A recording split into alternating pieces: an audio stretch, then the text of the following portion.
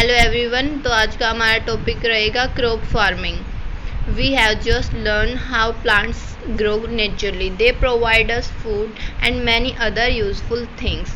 Means अब तक हमने क्या पढ़ा है कि जो प्लांट्स होते हैं वो कैसे ग्रो करते हैं, ठीक है। जो फूड होता है और जो अदर्स यूजफुल थिंग्स होती है वो हमें कहाँ से मिलती है, मेनली प्लांट से मिलती है। But the things provided by the plants naturally are not sufficient to fulfill the needs of a large population of our country. So we have to grow crops. Means क्या है कि जो plant से हमें जो थिंग्स मिलती है वो ज़्यादा पॉपुलेशन होने की वजह से क्या है, अच्छे से कंट्रीब्यूट नहीं हो पा रही है। जो पॉपुलेशन है उसकी रिक्वायरमेंट्स हैं वो कंप्लीट नहीं कर पा रही है, इसलिए हमें क्या ग्रो करनी पड़ रही है, क्रॉप्स। मीन्स क्रॉप्स क्या होती हैं वो देखिए। The practices of the cultivating plants on a large scale to get food for the humans and animals consumptions or other commercial uses is known as crop farming. Means जो plants हैं उनको हमें grow करना है किसी भी large area के अंदर, और क्या है कि जो ह्यूमंस और एनिमल्स हैं ताकि वो उनका जो यूज़ है वो कर सके, इसलिए हमें क्या करनी पड़ रही है, एक लार्ज स्केल पर, लार्ज अमाउंट के अंदर, एक बड़े एरिया के अंदर क्या है, जो प्लांट्स हैं हम उनको ग्रो करते हैं, तो उसको हम क्या बोल रहे हैं, क्रॉप फार्मिंग, ठीक है। The process of growing crops is known as cultivation. अब जो ये प्रोसेस है क्रॉप्स को ग्रो करने की, उसको हम क्या बोल रहे हैं, कल्टिवेशन, ओके। नेक्स्ट है फिर plants that are grown in a large quantity in a particular area in a particular season are called crops.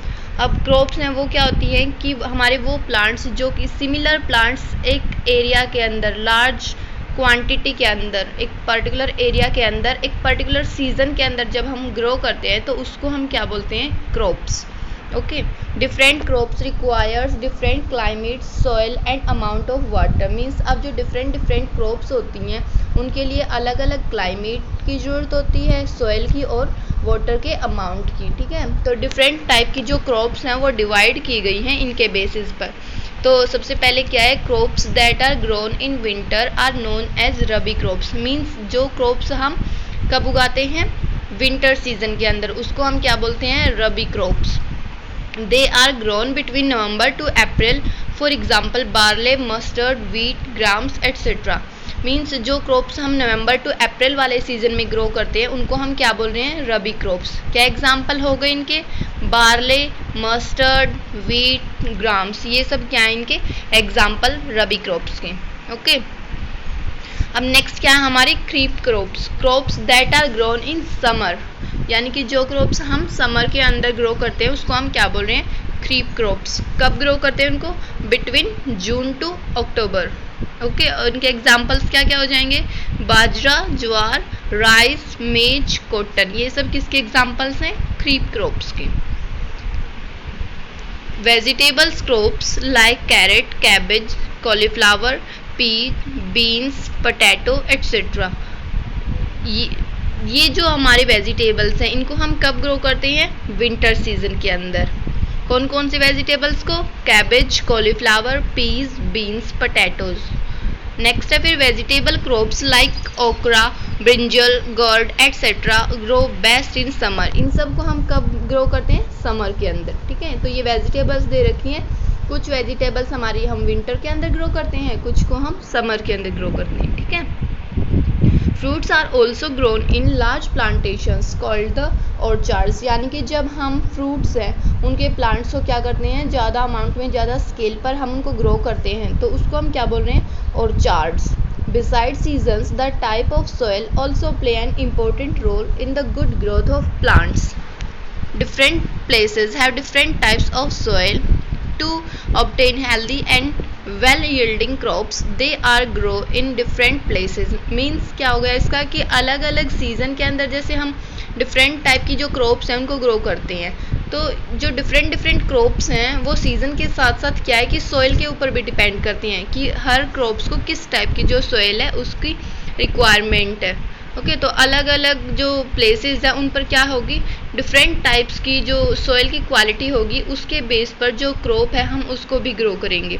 Like rice and jute are grown in West Bengal. Means जो वेस्ट बंगाल के अंदर ऐसी सॉइल है जो कि क्या है, जूट के लिए क्या है, स्पेसिफिक है। T in Assam and coconut in coastal area. तो ये क्या दिखा रखी है कि डिफरेंट प्लेसेस पर जो सॉइल है उसकी क्वालिटी है वो भी चेंज हो जाती है, जो कि हमारी क्रॉप्स है वो इस वजह से अलग अलग जो प्लेसेस हैं उन पर हम ग्रो कर पाते हैं। Farmers take great pains to get well yielding crops. They bear the summer heat and cold winters to grow the harvest their crops. Let us learn the various stages of crop farming. अब हम क्या पढ़ेंगे, जो crop farming है उनके different stages यानी कि crops को है जो कैसे हम ग्रो कर पाते हैं।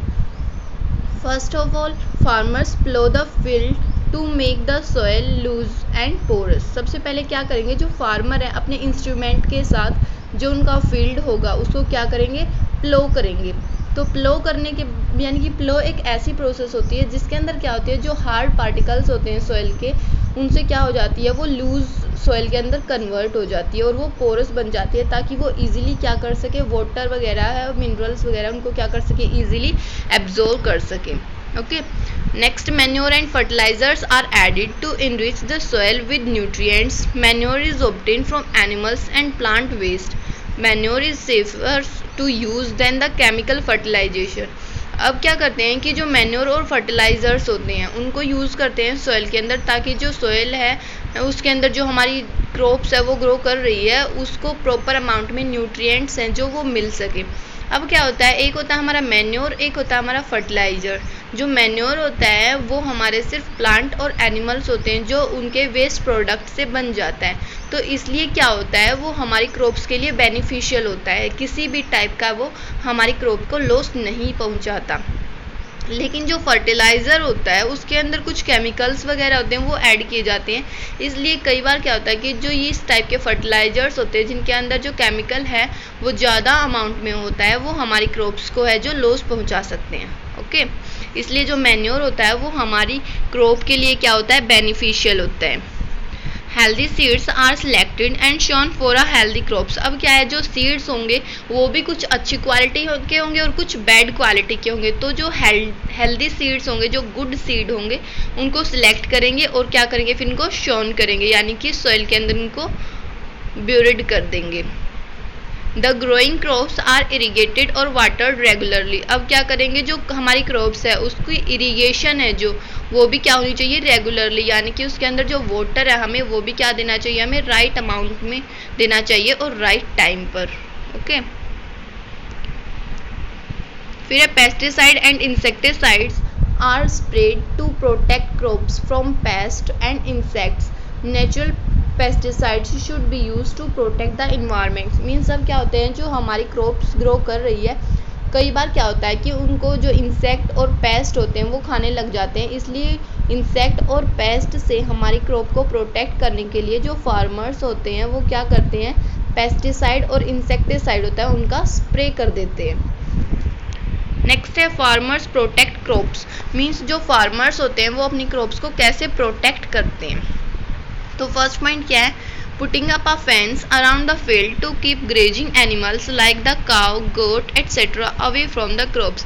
मीन्स क्या है कि जो फील्ड होता है उसकी बाउंड्री बना दी जाती है और उस बाउंड्री के ऊपर क्या कर दी जाती है, उनके कुछ ऐसे इंस्ट्रूमेंट्स लगा दिए जाते हैं ताकि जो ग्रेजिंग एनिमल्स हैं जैसे काउ हो गए, गोट हो गए, ये सब क्या होते हैं हमारे जो फील्ड के अंदर एंट्री ना कर पाए और जो हमारी क्रॉप है उसको लॉस ना कर पाए।